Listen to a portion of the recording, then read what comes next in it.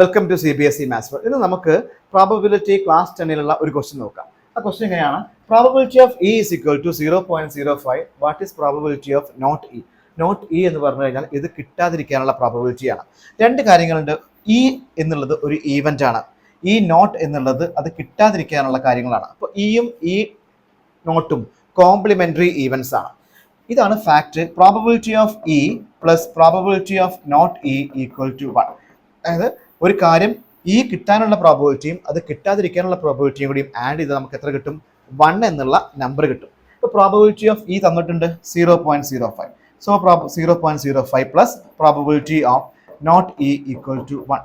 നമുക്ക് എങ്ങനെ കിട്ടും? ഈ പ്രോബബിലിറ്റി ഓഫ് നോട്ട് ഈ 0.05 എന്നുള്ള ഈ പോസിറ്റീവ് നമ്പറിനെ നമുക്ക് ട്രാൻസ്പോസ് ചെയ്തിട്ട് റൈറ്റ് സൈഡിലോട്ട് കൊണ്ടുപോകണം. പോസിറ്റീവ് എന്തായിട്ട് മാറും? നെഗറ്റീവായിട്ട് മാറും. So probability of not E equal to 1 minus 0.05. That is probability of not E equal to what?